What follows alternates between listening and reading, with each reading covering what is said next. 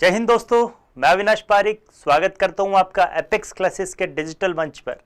जितने भी लोग हमारे साथ में जुड़ चुके हैं, स्वागत है स्टूडेंट। 24 से 31 जुलाई को आपका एयरफोर्स का एग्जाम है, नज़दीक आ चुका है। इसी को ध्यान में रखते हुए एपेक्स क्लासेस आपके लिए टेस्ट सीरीज स्टार्ट कर चुके हैं, जिसमें फिजिक्स का मॉडल टेस्ट पेपर लगा रहे हैं। तो चलिए मूव करते हैं क्वेश्चंस पे। क्वेश्चन नंबर फर्स्ट में क्या बोला गया है? The current in the given circuit is. तो हमें एक सर्किट गिवन है। आई होप आप लोगों को ये दिखाई दे रहा होगा, टेक्निकल टीम से दिखाई दे रहा होगा बिल्कुल ये। तो स्टूडेंट, हम बात करते हैं कि the current in the given circuit, दिए गए सर्किट में करंट है। तो ये कुछ ऑप्शंस आपको गिवन है कि किस किस तरीके से आपका इसमें रहने वाला है। तो यादव जी हमारे साथ में जुड़े हुए हैं, स्वागत है बिल्कुल। जय हिंद सभी को, जय हिंद। ज्यादा से ज्यादा वीडियो को आपको शेयर करना है और आंसर भी कमेंट करना है आपको कि क्या आपका आंसर आ रहा है। तो यहां से एक सर्किट गिवन है, तो यहां से हमें केवीएल और केसीएल यहां पर अप्लाई करके फाइंड करना है कि इसमें कितना करंट होने वाला है। तो स्टूडेंट, मैं आपको बताना चाहूंगा कि यहां पर अगर आपको विजुअल नहीं है तो ये 10 ओम का रेजिस्टेंस है। यहां पर ये हमारा 10 ओम का रेजिस्टेंस है। यहां पर ये 5 वोल्ट की बैटरी लगी हुई है। यहां पर ये 20 ओम का रेजिस्टेंस है और यहां पर ये 2 वोल्ट की बैटरी लगी हुई है, जिसकी पोलैरिटी इस तरीके से है यहां पर। तो स्टूडेंट, सॉल्व करने के लिए हमें क्या करना होता है? अगर हमें करंट निकालनी है तो हम केवीएल अगर यहां पर अप्लाई करते हैं, किरचॉफ वोल्टेज लॉ अप्लाई अगर हम यहां पर अप्लाई करते हैं, तो यहां पर हम देखिए स्टूडेंट किस तरीके से होने वाला है। देखिए, अगर जब भी हम केवीएल अप्लाई करते हैं तो वहां पर हम क्या करते हैं, एक करंट, इमेजिनरी करंट को कंसिडर करते हैं। दैट इज ये क्या हो गई, हमारी लूप करंट हो गई। हम बात करते हैं इसमें सर्किट करंट के बारे में कि सर्किट करंट हमारी कैसे फ्लो होगी। तो यहां पर ये हमारी 5 वोल्ट की बैटरी है, यहां पर हमारी ये 2 वोल्ट की बैटरी है। जिसका वोल्टेज ज्यादा होगा वहां से हमारी करंट को हम कंसीडर कर लेते हैं सर्किट करंट को। तो स्टूडेंट, हमेशा करंट कैसे फ्लो होती है?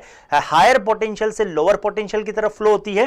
तो यहां पर अगर ये हमारा टर्मिनल हायर पोटेंशियल पर है तो करंट हमारी आई एम्पियर की करंट हमारी सर्किट में इस डायरेक्शन में फ्लो होती है। तो यहां पर मैं इस सर्किट के अंदर केवीएल अप्लाई करता हूं।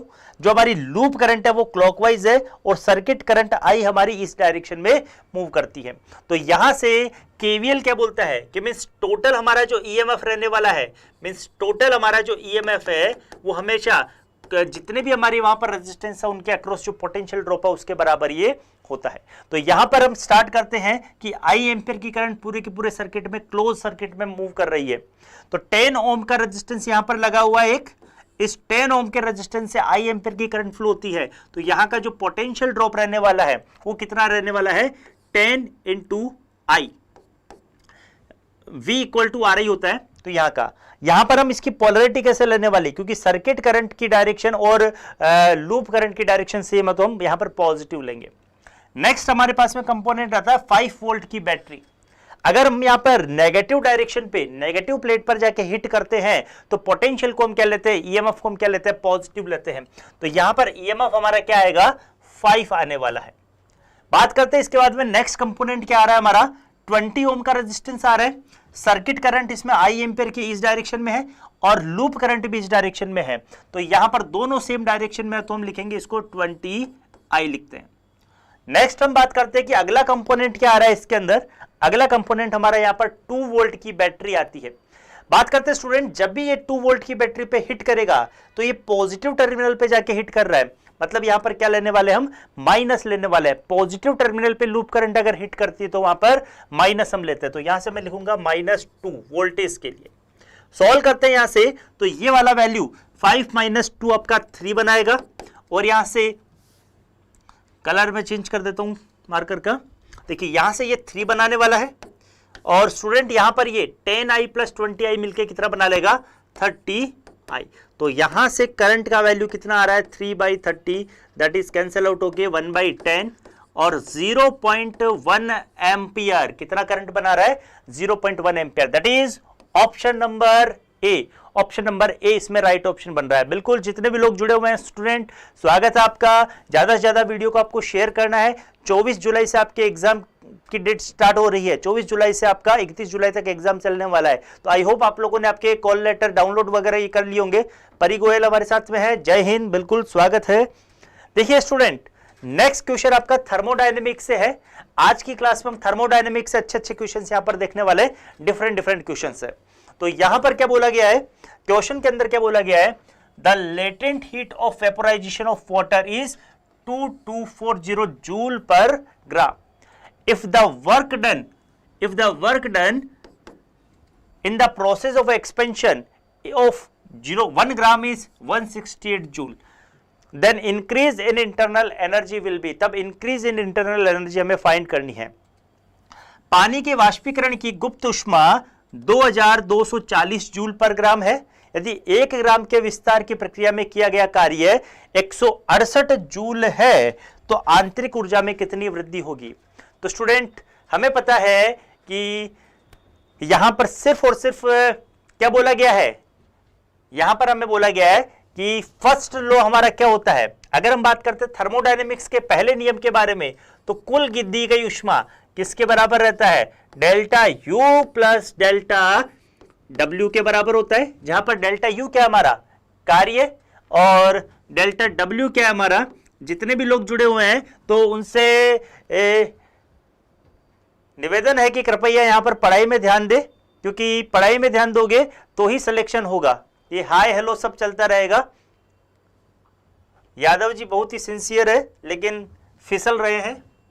देखिए डेल्टा क्यू बराबर delta U plus delta W क्या होता है, यहां पर हमारी कितनी गिवन है, हीट एनर्जी कितनी गिवन है 2240, दैट इज 2240.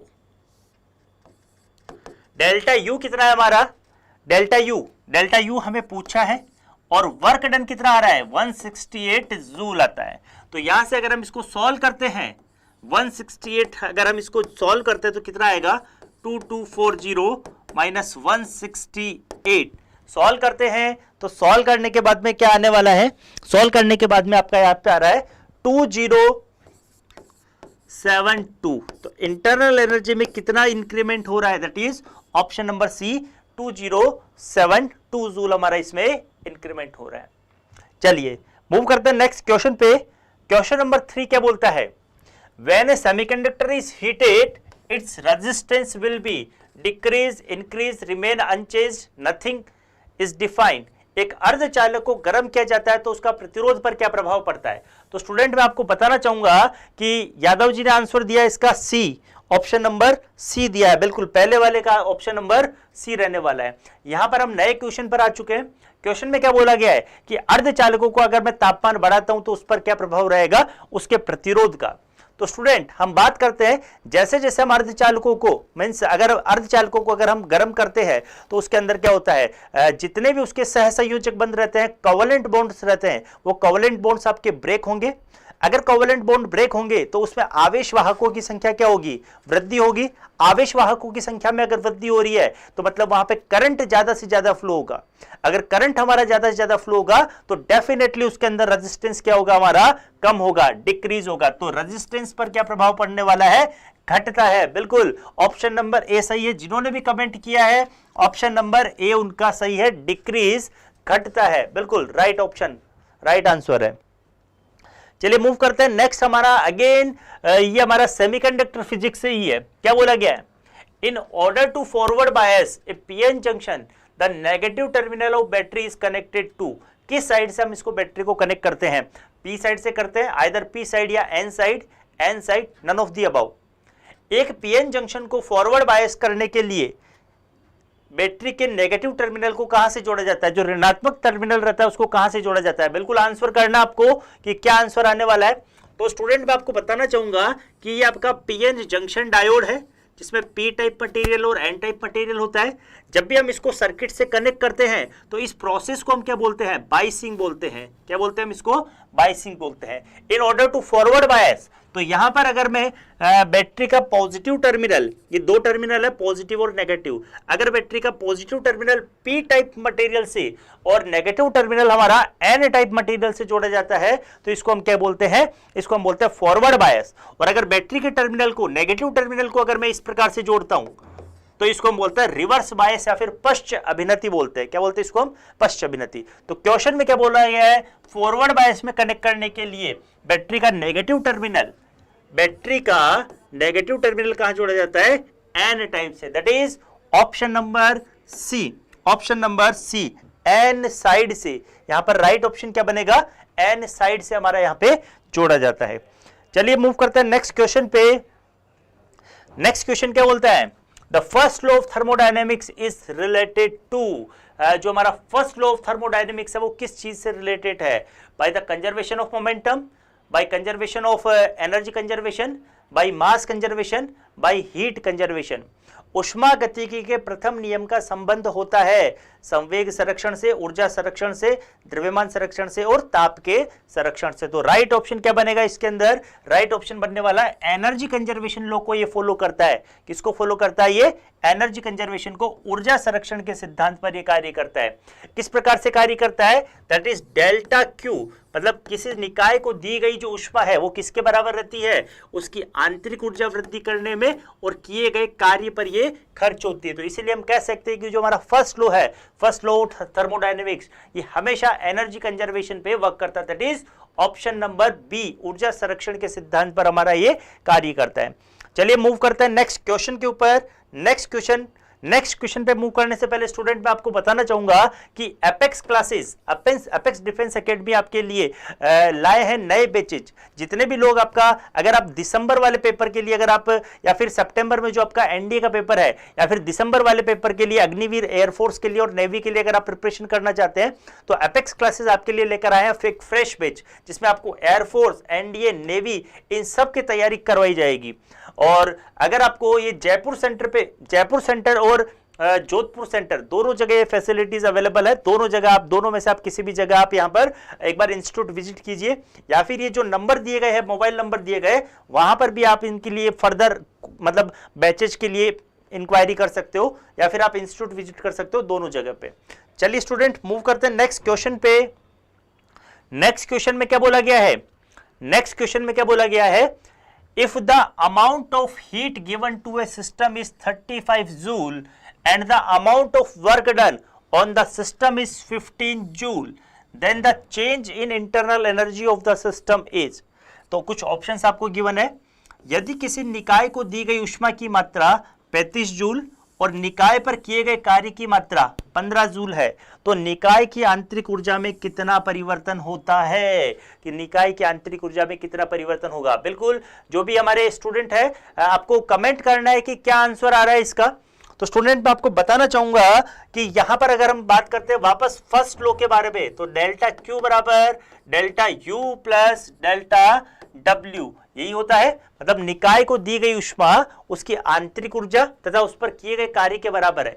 लेकिन यहां पर निकाय पर क्या बोला है, work done on the system is. तो work done on the system जब भी होता है निकाय पर कार्य किया जा रहा है, तो वहां पर हम वर्क डन को नेगेटिव लेते हैं। कैसा लेते हैं, नेगेटिव लेते हैं। तो क्वेश्चन में क्या गिवन है, heat given to the system is 35 joule, that is delta Q का वैल्यू कितना गिवन है, 35 जूल आपको गिवन है।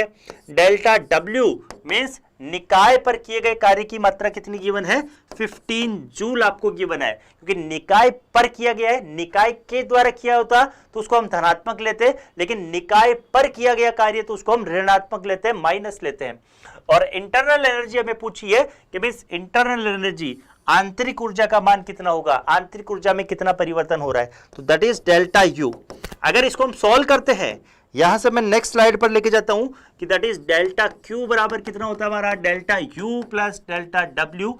डेल्टा यू का वैल्यू पूछा है हमसे, तो डेल्टा यू बराबर कितना हो जाएगा, delta Q minus delta W. Values को मैं पुट करता हूं स्टूडेंट यहां पे, तो डेल्टा क्यू का वैल्यू 35 है, ये पुट किया 35 माइनस 15, सॉल्व किया तो 35, और ये माइनस माइनस आपका प्लस बना के 15, दैट इज सॉल्व करते हैं इसको, सारा का सारा अगर हम इसको सॉल्व करते हैं तो सॉल्व करने के बाद में कितना बना रहा है, 50 joule. That is right option क्या बनाएगा इसमें, राइट ऑप्शन बनाने वाला है option number D. Right option क्या बनेगा, ऑप्शन नंबर डी इसके अंदर हमारा राइट ऑप्शन बनने वाला है। चलिए स्टूडेंट मूव करते हैं नेक्स्ट क्वेश्चन के ऊपर। नेक्स्ट क्वेश्चन हमारा जो हमारा लॉजिक गेट है, वहां से ये क्वेश्चन है, क्या बोला गया है, a gate is which all the inputs must be low, gate high output is called. तो NAND gate, inverter gate, NOR gate, NAND gate किस तरीके से होगा। एक गेट जिसमें उच्च आउटपुट प्राप्त करने के लिए सभी इनपुट का कम होना चाहिए कहलाता है। तो यहां से स्टूडेंट हम बात करते हैं नेंड गेट के बारे में। तो एक एक की अगर हम टेबल बात करते हैं, क्योंकि हमें टेबल सबकी याद होनी चाहिए, एग्जाम में आपसे यहां से टेबल पूछी जाती है। तो यहां से मैं फर्स्ट ऑप्शन को लेता हूं सबसे पहले। नेंड गेट के बारे में अगर हम बात करते हैं तो नेंड गेट, नेक्स्ट स्लाइड पर मैं लेके जाता हूं आपको। नेंड गेट की टेबल क्या बनने वाली है? अगर हम बात करते हैं नेंड गेट के बारे में तो इसकी ट्रुथ टेबल क्या बनने वाली है? ए, बी और वाई। इसी तरीके से तो टेबल में क्या बनने वाला है? 0 0 0 1 1 0 1 1। ये हमारा क्या रहता है? इनपुट में रहता है। और नेंड गेट के लिए क्या होता है? If any input is 0 then output will be 1। If any input is 0 then output will be 1। तो यहां पर कोई सा भी अगर इनपुट 0 है तो आउटपुट क्या बनने वाला है? 1 बनने वाला है, दैट इज 0। तो ये तो है हमारा नेंड गेट के लिए। तो क्या बोला गया है कि means the input must be low to get high input. तो क्या यहां पर इनपुट हमारे 0 है? क्या इनपुट हमारे लो है तो हमारा आउटपुट, तो बिल्कुल आपका ये नेंड गेट भी बना रहा है यहां पे। If any input is 0 then output will be 0। ये एंड गेट में होता है, लेकिन इसका रिवर्स क्या होता है? If any input is 0 then output will be 1। तो फर्स्ट ऑप्शन ही हमारा यहां से राइट कर जा रहा है। फर्स्ट ऑप्शन ही क्या कर रहा है हमारा? यहां से राइट कर रहा है, that is option number A. Inverter के लिए क्या होता है? इन्वर्टर के लिए 0 और 1 होता है। नोर गेट में क्या होता है? If any input is 1 then output will be 1। अगर मैं बात करता हूं नोर गेट के लिए, तो नोर गेट में क्या होता है? A, B, Y. That is if any input is 1 then output will B,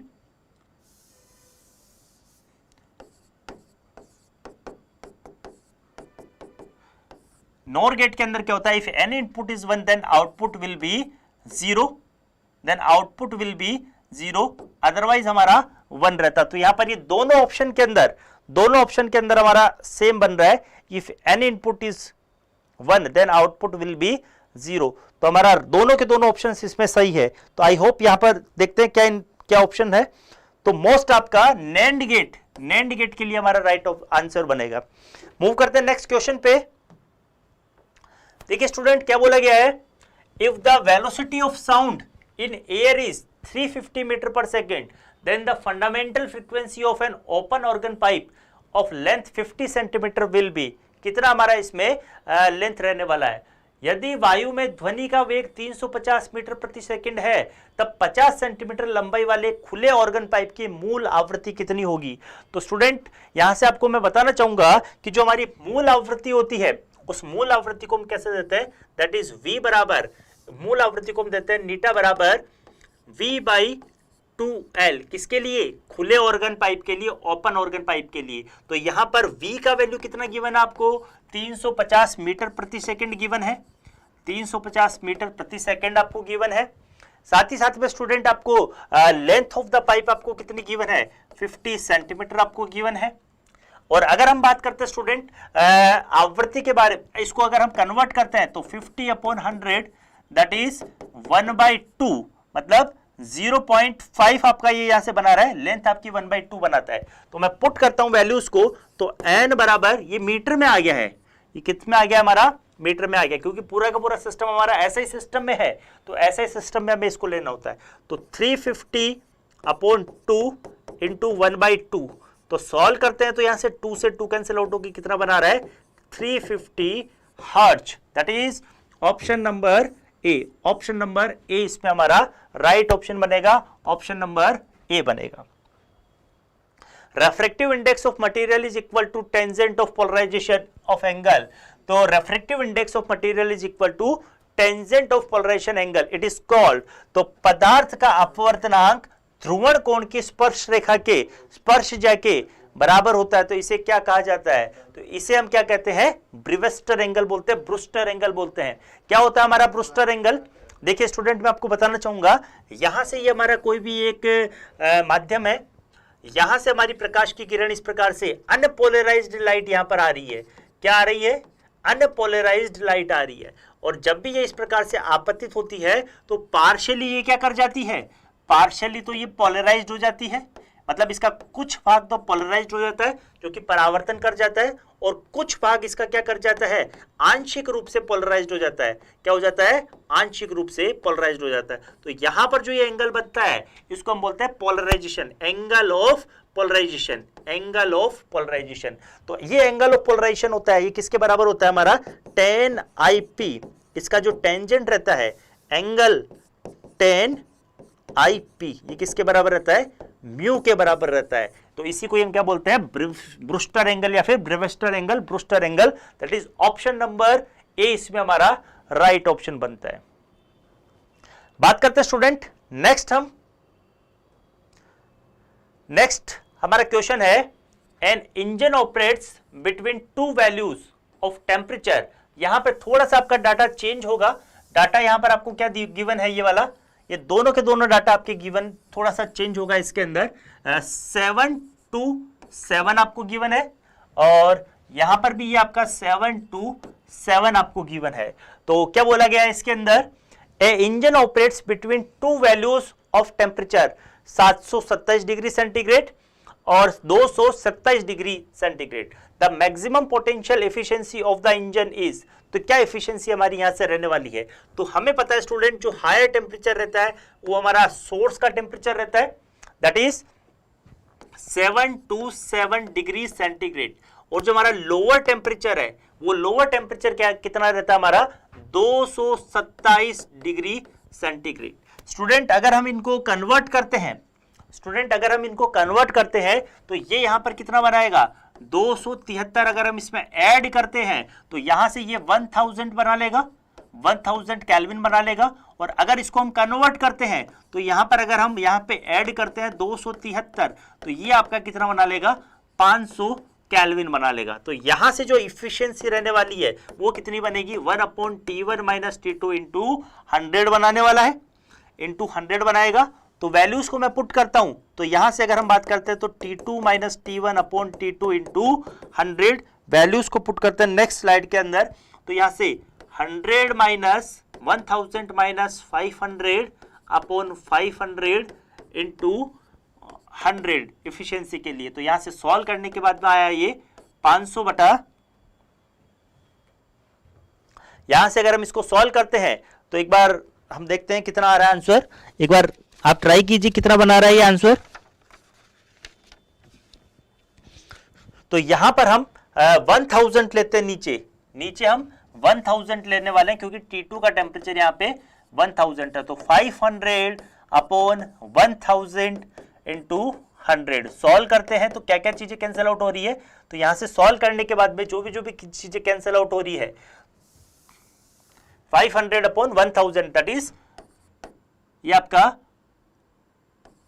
500/1000 इतना बनाएगा ये। अगर हम इसको डायरेक्टली हम इफिशियंसी को फ्रैक्शन में कन्वर्ट करते हैं तो यहां से हमें ये आवश्यकता नहीं है लगाने की, दैट इज 1/2 कितना बना रहा है ये, 1/2। तो ऑप्शन सी, बिल्कुल ऑप्शन नंबर सी इसके अंदर हमारा, इसमें ऑप्शन नंबर बी बनेगा, ऑप्शन नंबर ए बना रहा है, 1/2 बना रहा है इसके अंदर।